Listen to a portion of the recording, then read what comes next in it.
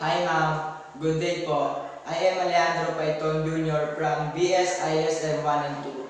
So for today, I'm going to discuss or summarize the 5 pillars of criminal justice system in the Philippines, and which are the law enforcement, the prosecution, the court, the correction, and the community.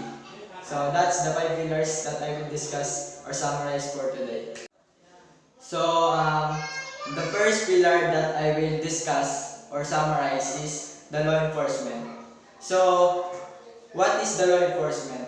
So, law enforcement is the first pillar of criminal justice system in the Philippines, and it has a very important role in the criminal justice system in the Philippines. So, why? Because other pillar cannot attain their objectives if this pillar will not perform its function. So, in the Philippines, law enforcement composed of the Philippine National Police and the National Bureau of Investigation or NBI. So, they are the law enforcement that responsible to arrest the offender and the violators of the law. And other than that, they are investigating the crime committed by the perpetrator. And this law enforcement is also known as prime movers, also known as the frontliners or prime movers of action in administration of justice. So that's the law enforcement. So the next is the prosecution. So what is the prosecution? So it is the next to the law enforcement or the second pillar of criminal justice system in the Philippines. So it helps to the law enforcement to gathering necessary evidence, and it deals to the court to evaluate the pieces of evidence. Aside from that, he also process or method whereby the accusation are brought before the court of justice to determine the innocence or guilt of the accused. In the previous topic, I learned that there are 3 components of prosecutor, and which are the public prosecutor, the attorney in private practice, and the public defender. So that's the 3 components of public prosecutor. And in addition, they are responsible to file or to they are responsible to prosecute or file the case in the court. So that's the prosecutor. Third one is the court. So what is the court? The court is the third pillar of the criminal justice system in the Philippines, that the hearing is conducted and render authoritative judgment. So what is the different court in the Philippines? So the court of justice in our country can be classified into regular court, collegiate court, special court, and the lower court. And in addition, the court is also known as the Central Court of Philippine Criminal Justice System, that composed of 1 or more judges. So that's the court. So the next is the correction. So what is the correction? So it is the weakest pillar of criminal justice system in the Philippines. Why?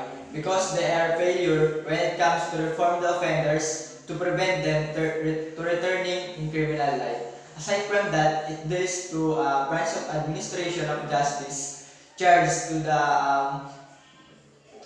the responsibility for the custody, supervision, and rehabilitation of convicts. And in general, the correction is a process of handling individuals who have been convicted of offenses for purposes of crime prevention and control. And aside from that, it consists of executive agencies at all levels of the government that are both directly or indirectly. And it is to maintain institution, to protect law-abiding citizens, to reform the offender, and to deter crime. So that's the correction. So the last is the community. So what is the community? Community is the 5 pillar and also known as the informal and widest pillar of criminal justice system.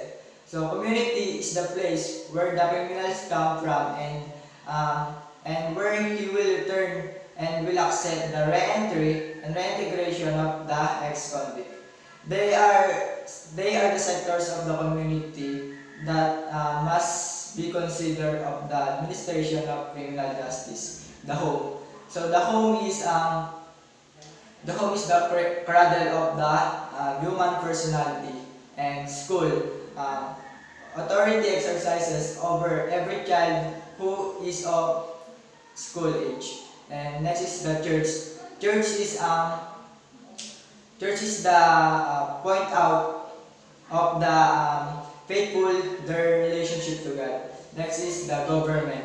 The authority to enforce the law of the land. Next is the mass media and radio broadcasting. So mass media and radio broadcasting is the dissemination of information, and other community agency. So other community agency like barangay. So barangay is the active community involvement. So in addition, community must be considered as the important pillar of criminal justice system. Why?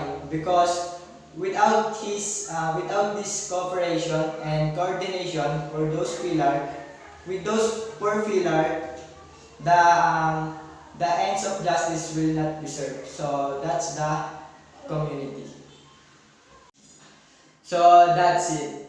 The five pillar that I already discussed, which are the law enforcement, the prosecution, the court, the correction, and the community.